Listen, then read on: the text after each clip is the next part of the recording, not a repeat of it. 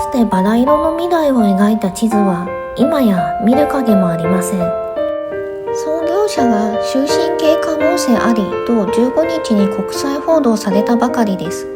この島の不動産を買う人は今後さらに減る一方に思いますね。世界で最も負債の多い不動産開発企業、中国の恒大集団。彼らのお得意芸は人工島の造成、違法建築、環境破壊の3本柱のようです。代表タウンはマレーシアのフォレストシティ、そしてここオーシャンフラワーアイランドです。2026年4月、僕はそこに行ってきました。日本人による最新現地映像です。日本の成田空港から行くには片道約9時間以上かかります。長期休暇はどこへ行こうかなという皆さんの下見を兼ねて一緒に見ていきましょう。スマホよりテレビの方が見やすいかもしれません。ここはヒルトンホテルの真向かいです。エスカレーターは停止。公衆トイレはどこもトイレットペーパーがありませんでした。ドアなどの故障もそのままでした。恐ろしいのがトイレのドアの落書きです。たまたま入ったらこんな手書きの文字がありました。恐怖です。Google 翻訳によるとこの意味でした。誰かがトイレで閉じ込められて尿を使って命をつないだ内容のようです。つまり大声を出しても誰も助けに来ないトイレってことですか。ヒルトンホテルの真向かいなのに。このオーシャンフラワーアイランドは3つの島による群島です。1号島、2号島、3号島で構成されています。ヒルトンホテルがあるのは1号島です。まず1号島から見ていきましょう。1号島、かなり広いです。人気のない遊園地と巨大施設を見ながら歩きましょう。ハイラン省へ行った4月は湿度 80% で気温が36度でした。シーズンは4月までです。皆さんが行くときは熱中症対策のほど。歩きつつ自己紹介です。僕はシンガポールに住む日本人です。シンガポールは赤道直下にある国で湿度 90% がほとんどです。よく誤解されるのですが、夏は日本や台湾の方が蒸し暑いです。なので夏の日本や台湾は暑すぎて嫌だというシンガポール人は少なくありません。僕はこれまで約500の島に行ってる有人島マニアです。無人島は興味ないです。ここは有人島なのでわざわざ来ました。人が住んでいる島はそれぞれ個性があります。何もないって言っちゃう人がよく日本にいますけど、何もないところはそもそも住んでませんよねってツッコミ返しです。言葉は絞り出してほしいです。ゴーストタウンってメリットも多いのですよ。特色を生かした呼び込み方はいくらでもあります。シンガポールって騒音が広いんです。昨日うちんちの近所は深夜に60デシベルですよ。深夜では30デシベルにもうるさく感じるデータがあるのにその倍です。うるさすぎて僕は睡眠障害になってます。エアコンの室外機がうるさいです。この島の人たちは静かで睡眠障害の不安がありませんでした。睡眠を大事にしたい人はここにセカンドハウスを買うのも良いかもしれません。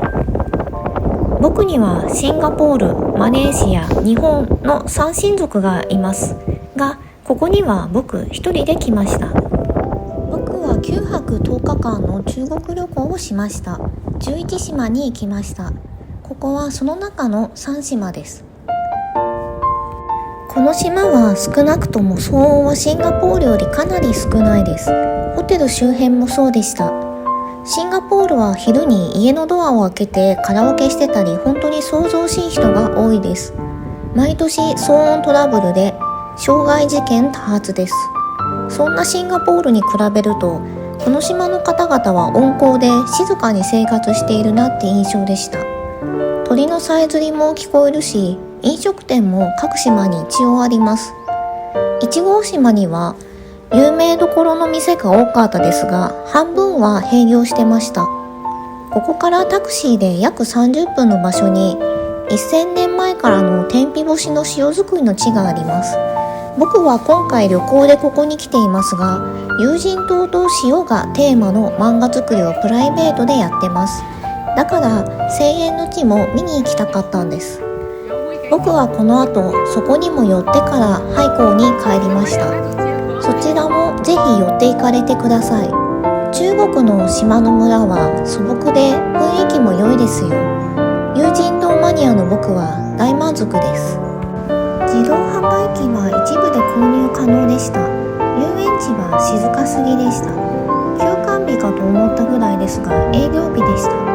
静寂のある遊園地、朝ではなくもう午後です。この辺りにいるのは観光客と思われる人たちですが、かなり少ないですね。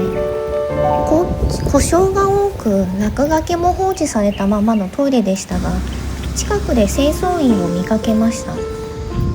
ゴミもほぼ落ちていませんし、ゴミ箱設置数も多かったです。シンガポール並みの多さです。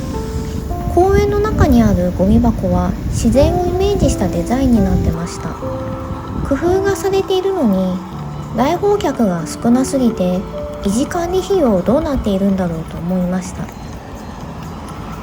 2026年4月14日、大きな裁判が中国で行われました。中国の恒大集団の創業者は8つの罪状についてそこで有罪を認めました。その創業者は終身刑となる可能性が極めて高い。関係する金額、被害者の数、そしてそれに伴う金融リスクと社会的影響が中国では前例がない。上海の弁護士は海外メディアに対しこのように述べました。その創業者はシンガポールを見てこんな感じの友人島を作りたいという気持ちになったそうです。それで軽いフットワークで様々なプロジェクトを進めましたが、彼は売上額を大幅に水増ししたりしてました。日本円で約20兆円をかけたこの島、創業者がほぼ終身刑となったことで負債も世界最大額維持。マレーシアのフォレストシティも開発はほぼ中止のまま。どちらの島も清掃は丁寧なんです。壁の側面までもブラシで掃除してたり、そこで働いている人たちは真面目なんです。静かに暮らせる綺麗な街として再開発のきっかけが欲しいです。美しく健康的なゴーストタウンが理想です。廃墟ではありませんから。さて、ここへの行き方です。中国本土から外国人が行ける最南端の有人島、海南島。そこから陸路でここオーシャンフラワーズアイランドへ行くことができます。僕は日帰り旅でした。廃港から新幹線とバスを乗り継いで片道約2時間でここに着きます。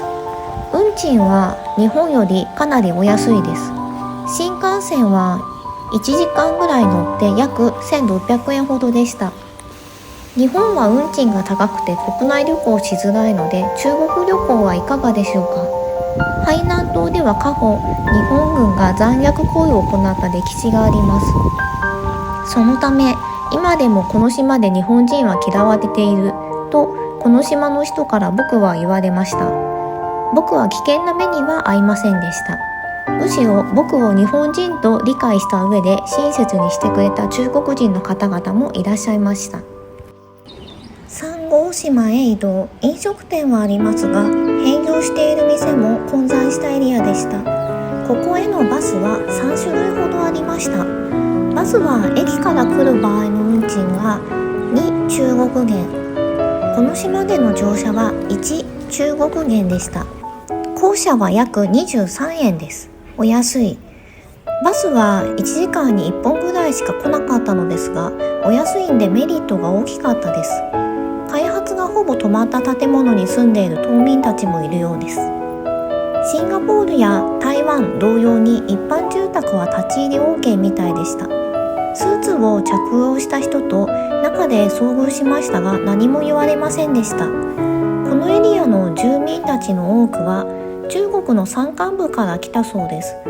老後は南のエリアで過ごしたいという方々を対象にした不動産投資だったそうです。不動産会社に騙されたって感じに思えます。ここは現在何百人が住んでいるのかデータを僕は持っていませんが、歩いた印象ですと日本の多くの有人離島より人口が多い印象でした。その対比がゴーストタウンに見えてしまいます。静かに過ごせる島って聴覚過敏の人間の療養地として良さそうですけどね。大型療養地。そういえば海南島にロシア人観光客も来るって数年前のネット記事で読みました。僕が行った日はここでは一人も見かけませんでした。山谷というエリア周辺では多く見ました。ここは交通の便が良くないので彼らが気軽に来る場所ではない印象でした。2号島で撮影はしましたが下車はしませんでした。一番人が住んでいる印象。僕は1号島と3号島でお腹いっぱいって感じでした。以上です。不動産会社の巨大な負債と創業者の刑罰でこの地の開発が再開される見通しはかなり低そうです。その上でこの地のメリットを生かした新たな再出発に期待いたします。海南島の通常動画は後日公開です。貴重なお時間をいただきまたご視聴いただきありがとうございました。